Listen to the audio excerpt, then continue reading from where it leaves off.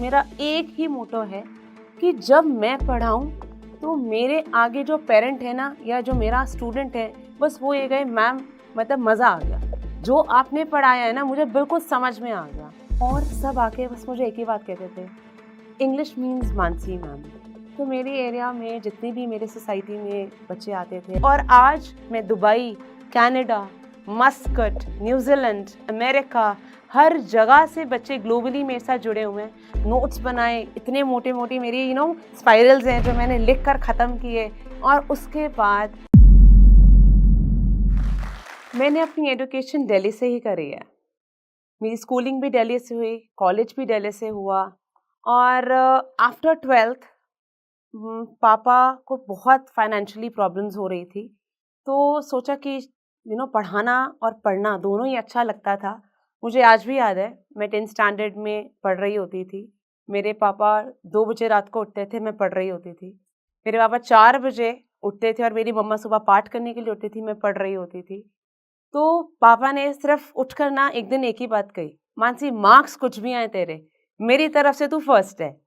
तो बस कुछ बातें दिल को छू जाती हैं। एंड आफ्टर 12th जब मैंने अपने पापा को फाइनेंशियली स्ट्रगल करते हुए देखा, तो यार महसूस हुआ कि कुछ खुद करना चाहिए। तो मैंने मम्मा को बोला, मम्मा मुझे ना ट्यूशन्स पढ़ानी है, बिकॉज़ मैं अपने छोटे मेरे 2 भाई बहन हैं, मैं उनको भी पढ़ाया करती थी। तो मैंने मम्मा को बोला, नहीं मम्मा मुझे ना ट्यूशन्स पढ़ानी है और अपना जो भी मेरे एक्सपेंसेस हैं, मेरी फ़ीस है, मेरा घूमना, मेरे को जो भी खर्च करना है मैं खुद से करना चाहती हूँ। तो पहले तो मम्मा ने बोला, नहीं क्या ज़रूरत है, पापा बैठे हैं। तो मैंने कहा, नहीं मम्मा पापा तो हैं but I want to be an independent girl. तो ओके शी सेड ओके। तो फिर मैंने ट्यूशन्स पढ़ाना स्टार्ट किया। पहली ट्यूशन मेरे घर से 10 मिनट का रास्ता था और तब मैं होम ट्यूशन में ऑल सब्जेक्ट्स के 1000 रुपीज़ लिया करती थी। जब 1 महीने के बाद मेरी सैलरी मेरे हाथ में आई, my happiness knew no bounds. मुझे लगता है कि अगर सूरज की तरह चमकना है तो सूरज की तरह जलना पड़ेगा।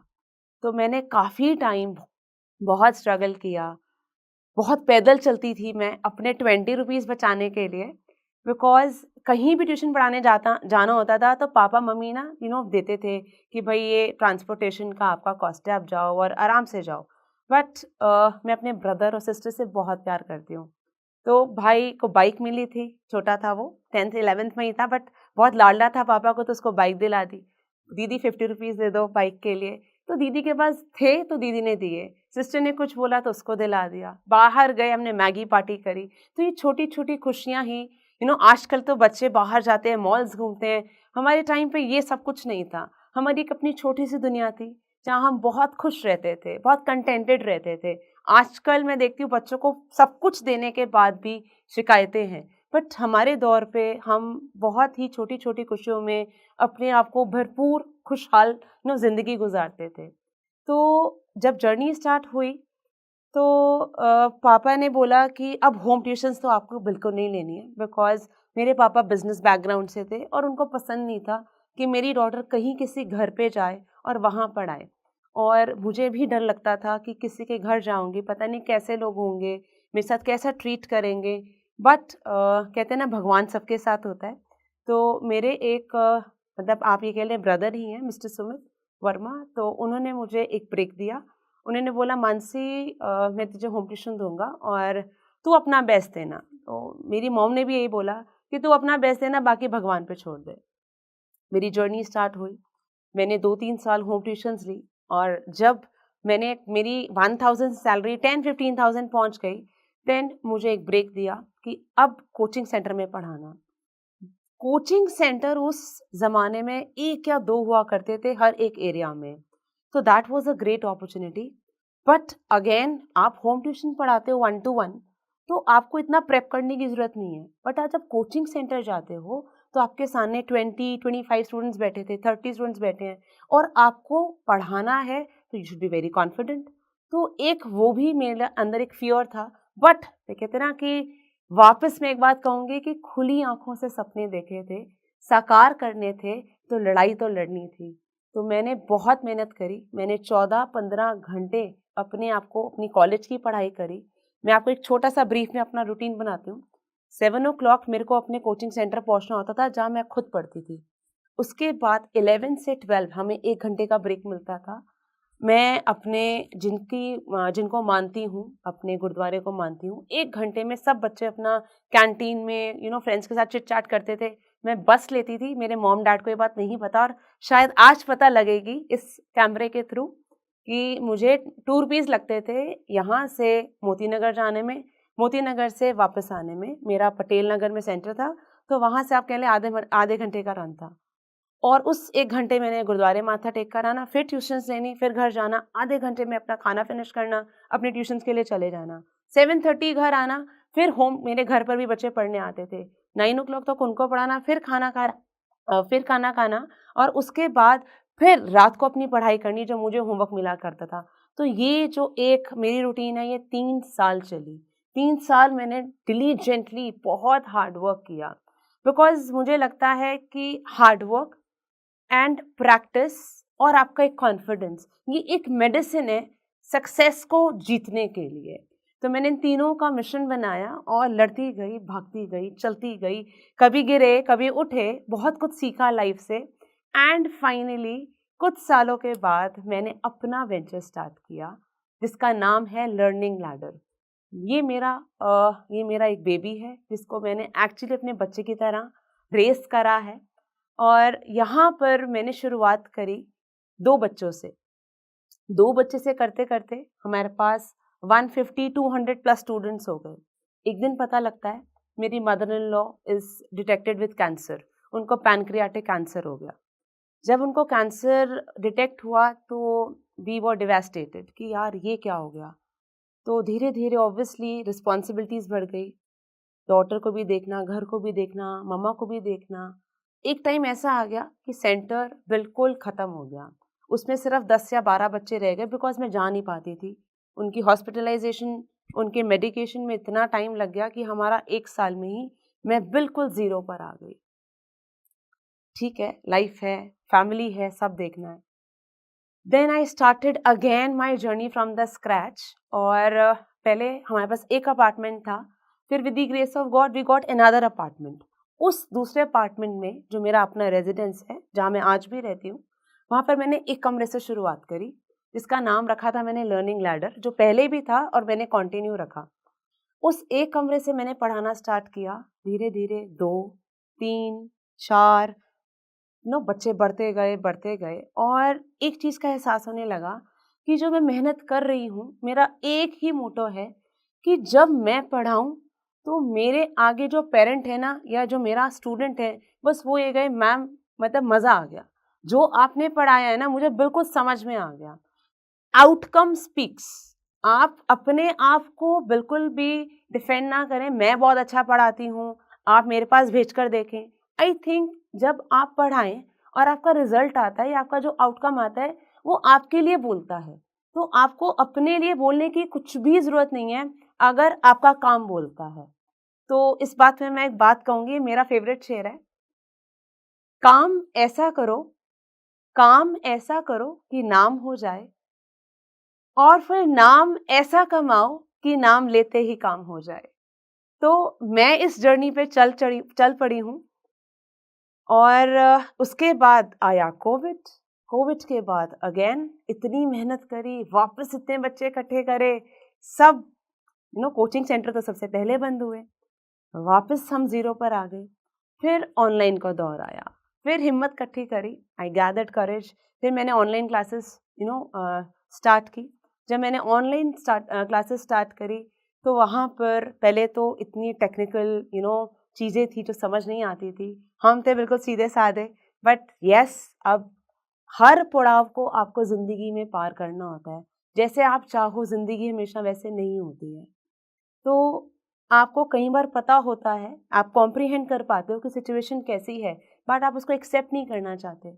बट जो एक्सेप्ट कर लेते हैं, आई थिंक उनकी जीत होती है।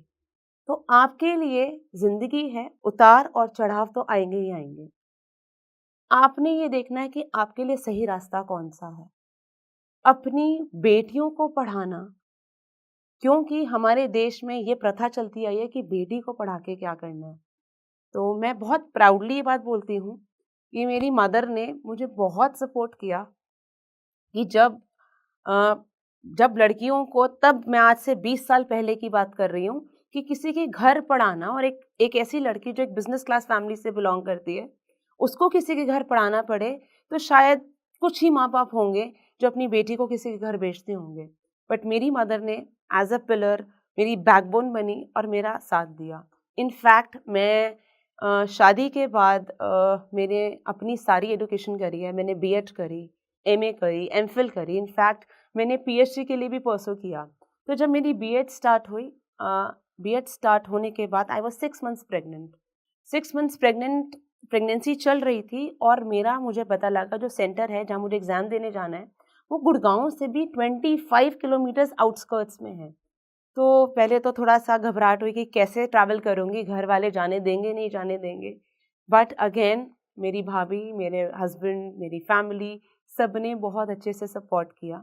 मैं 20 डेज़ पहले अपनी मम्मा के घर रहने चले जाती थी, एग्ज़ाम्स की तैयारी करती थी, और सुबह 7 बजे निकलती थी, सारा खाने का सामान लेकर, कि मुझे बाहर का कुछ खाना ना पड़े। मेरी मदर सब देती थी, और रात को मैं 7:30 बजे अपना एग्ज़ाम देकर आती थी। तो ऐसे मेरी बीएड ख़त्म हुई। नेक्स्ट ईयर जब मेरी एमफिल स्टार्ट हुई, तो अब मेरी डॉटर छोटी थी। मैंने 6 मंथ की मेरी डॉटर थी, उसको रात को अपनी गोदी में बिठाना, पढ़ाई करनी, बिकॉज़ दिन में कोचिंग सेंटर भी जाना होता था, घर के काम भी होते थे, बच्चों को भी देखना था। तो रात को अपना बैठ के मैंने सारी पढ़ाई फिनिश करी। फिर ऐसे करके मैंने अपने एग्ज़ाम्स दिए। धीरे-धीरे जब मेरा ये कोचिंग सेंटर ब्लूम करने लगा, और सब आके बस मुझे एक ही बात कहते थे, इंग्लिश मीन्स मानसी मैम। तो मेरे एरिया में जितने भी मेरे सोसाइटी में बच्चे आते थे, आसपास के लोग आते थे, वो जब ये बात बोलते थे ना, कई बार ना पैसा मैटर नहीं करता। मैटर करता है कि आपके लिए कोई कैसा बोल रहा है, वो आपके लिए आपकी सोच क्या रखता है। तो आई थिंक अगर हम परफेक्शन पे ध्यान दें, तो सक्सेस ऑटोमैटिकली आती है। अगर आप अपने काम को शिद्दत से करें, सच्चाई से करें, तो फाइनेंशियली भी आप स्ट्रांग होते ही होते हैं। स्मार्ट वर्क करें, आजकल का ज़माना है, बिल्कुल स्मार्ट वर्क करने का ज़माना है, बट वो कैसे करना है अगर आप सीख गए, तो फेलियर नाम की इस दुनिया में कोई चीज़ नहीं है। और जिसने लड़ना सीख लिया, तो उसके लिए तो बिल्कुल भी नहीं। आज मेरा ऑनलाइन, जब मेरा last year online venture start हुआ, मैंने इंस्टाग्राम पे आना स्टार्ट हुआ, मैंने रील्स बनाना स्टार्ट किया। आई स्टार्टेड, जैसे सब स्टार्ट करते हैं, ऑब्वियसली थोड़ा-सा आपको जब आप कैमरे को फेस करते हो first time, second time, third time, धीरे-धीरे चीज़ें आपके लिए ईज़ी हो जाती हैं। बट जैसे ही 40 के मैंने क्रॉस किया, और मैंने अगेन 15-15, 16-16 घंटे काम करना स्टार्ट कर दिया था, बिकॉज़ कोचिंग सेंटर जो मेरा लर्निंग लैडर उसको भी सँभालना था, और अपने ऑनलाइन ये जो मेरा सोशल मीडिया हैंडल्स जो स्टार्ट हुए थे, इनको भी सँभालना था। तो मैंने रात को बैठना 2-2 घंटे, फ़ोन्स चेक करने, रील्स चेक करनी, ट्रेंड में क्या है, बोलना कैसे है, क्या ट्रेंडिंग चल रहा है, सब पर बहुत नोट्स बनाए। इतने मोटे-मोटी मेरी स्पाइरल्स हैं जो मैंने लिख कर ख़त्म किए, और उसके बाद मेरा जैसे ही 40 के ख़त्म हुआ, 60 के हो गया, 100 के हो गया, and within 6 to 8 months I am around 167 K. मेरी अभी 4 मिलियन रील जा भी चुकी है, and I am really thankful. मेरे साथ जो मेरे वीडियो एडिटर हैं, जो मेरे साथ मेरे जो कैमरामैन हैं, मैं उनका तहे दिल से धन्यवाद करती हूँ। भानु इज़ द वन जो मेरे साथ हमेशा मेरी बैकबोन बन के रहा, स्टार्टिंग से मेरे साथ रहा। उसके बाद ऋषभ आया, उसने मेरा साथ बहुत दिया, और हम एक टीम के साथ बहुत मेहनत करते हैं, और वो देना चाहते हैं आप लोगों को, जिससे आपकी नॉलेज इंक्रीज़ हो। एक नॉलेज होता है देना, बट एक नॉलेज होता है सच्चाई से देना। मैं सच्चे दिल से चाहती हूँ कि जो मैं पढ़ाऊँ वो आप पढ़ें। स्टॉक मार्केट में कितने लोगों ने इन्वेस्ट करा हुआ है, तो ज़रूरी तो नहीं है ना हर रोज़ आपको प्रॉफ़िट मिलता है। कई बार लॉस मिलता है, कई बार प्रॉफ़िट मिलता है, और कई बार तो ऐसी लॉटरी लग जाती है कि आपने कभी सोचा भी नहीं होता। तो ऐसी ही लॉटरी मेरी इंस्टाग्राम से लगी, कि जब मैंने कभी सपने में भी नहीं सोचा था कि मैं भी इंस्टाग्राम पर आ सकती हूँ, मैं भी रील्स बनाऊँगी, और बहुत-बहुत तहे दिल से शुक्रिया कर रही हूँ कि इतने लाखों लोगों ने इनको इस सारी रील्स को पसंद किया, और मुझे हर रोज़ डीएम्स आते हैं कि मानसी मैम आपका पढ़ाने का तरीका बहुत अच्छा है, क्योंकि मैंने हमेशा कोशिश ही यही करी है कि कितनी सारे मेरे, जैसे मैं कोचिंग सेंटर चलाती हूँ, मैं उसको रन करती हूँ, तो मेरे पास कितनी टीचर्स आती हैं कि ma'am we want to teach in your coaching centre, तो उनके पास कितनी बड़ी बड़ी डिग्रीज़ हैं। बट मैंने अपने एक्सपीरियंस से ये चीज़ सीखी कि कई बार इनके पास, किसी ऐसे इंसान जिसके पास बहुत ज़्यादा बड़ी डिग्री है, बट उसके पढ़ाने का तरीका या क्लास को एग्जीक्यूट करने का तरीका इतना अमेजिंग नहीं होता। और एक कॉलेज गोइंग गर्ल जिसके पास अभी कोई डिग्री नहीं है, वो इतना अमेजिंग क्लास के अंदर एग्जीक्यूट कर रही है, उसकी डिलीवरी लेक्चर की इतनी स्ट्रांग है कि बच्चे कहते हैं मैम इन्हीं मैम से पढ़ना है। तो आई थिंक डिग्री मैटर करती है, बट इससे ज़्यादा मैटर करता है कि आप अपनी चीज़ को समझा कैसे रहे हैं।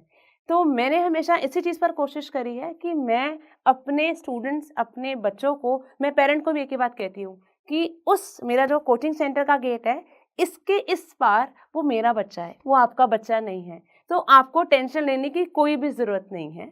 आई am there like a mother for your son और डॉटर। तो तहे दिल से हर बार यही कोशिश रही है कि जो पढ़ाऊँ अच्छा पढ़ाऊँ और पेरेंट्स को एक आउटकम दूँ।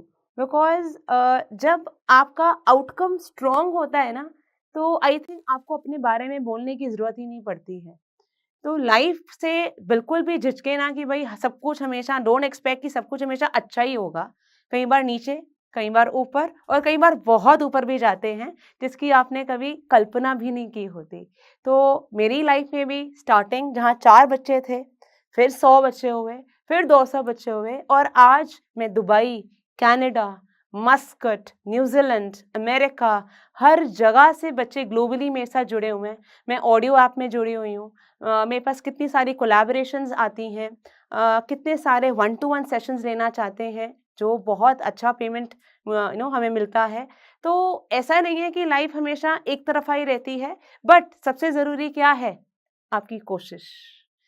कोशिश करते रहें, राइट डायरेक्शन पर चलते रहें, मंज़िल ज़रूर मिलेगी। और जैसे कि मैंने बोला कि English is just not a language, it's an art.